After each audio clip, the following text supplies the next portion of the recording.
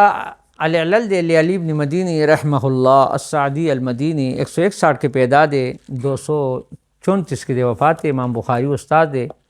دے محمد بن قیس راوی دے پاکمان باس کی علل خی قال علی ابن مدینی وی محمد بن قیس روان ہوا کی دن روایت وقی کر دے وقی بن جراح و ابن عینہ سفیان بن عینہ کر دے و خفص کر دے ابو نعیم وغیر واحدن اور دین علاوہ نورما قال علی وی محمد بن قیس زیاد پر ذکر دبل تیلو کاروبار کا روان ہوا ابو زکریہ النحوی دنا زکریہ نحوی میں روایت کر دے او دا یحییٰ بن محمد دے روان دن روایت کی عثمان بن عمر بن فارس اور روایت کی دن بکر خنفی اور روایت کی دن سوک ابو عامر العقدی دا دن چلے دا علماء روایت کی بل دے راوی عبداللہ بن خارس نو چکل دن دا روایت کی اور دن اس دن علاوہ نور راو تلو نو بیا چلے التب روایت کی چلے تا علت معلوم شبیا خان نو دا تخی لکه ګور عبد الله ابن حارث ته قال علی و عبد الله ابن حارث ثقه دی ثقه دی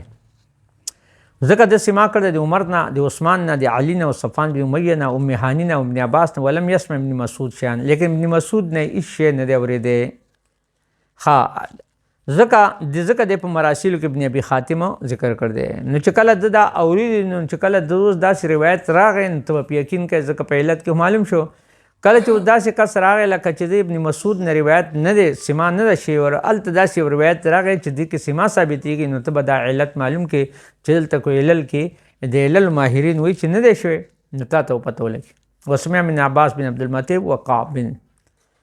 بل راوی دی خطان بن عبد الله الرقاشی قال علی وی خطان بن عبد الله الرقاشی دن روایت کړي حسن او یونس بن جبیر ابو مجلس ابو هارون الغنوی ثبت بل راوی دی محمد بن زید بن مهاجر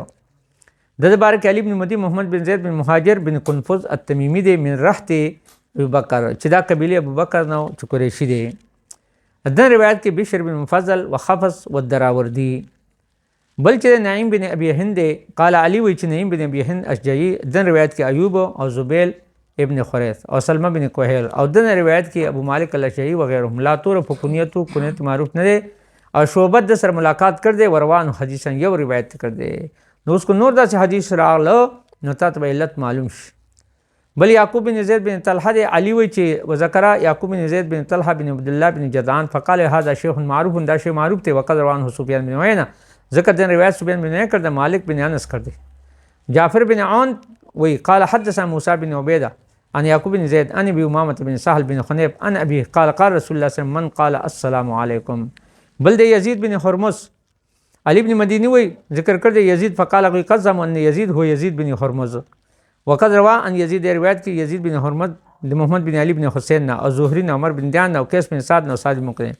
بل دے سلیمان بن قنا قال علی بن سلیمان بن قنا وقنا دا اصل کی مور دمو اور په منزله بالبصره او دے معروف تے پس کے منزله بصرہ کی بصرہ معنی روایت کے حمید طویل علی بن زید عاصم جوہدری اور موسی بن ابی عائشہ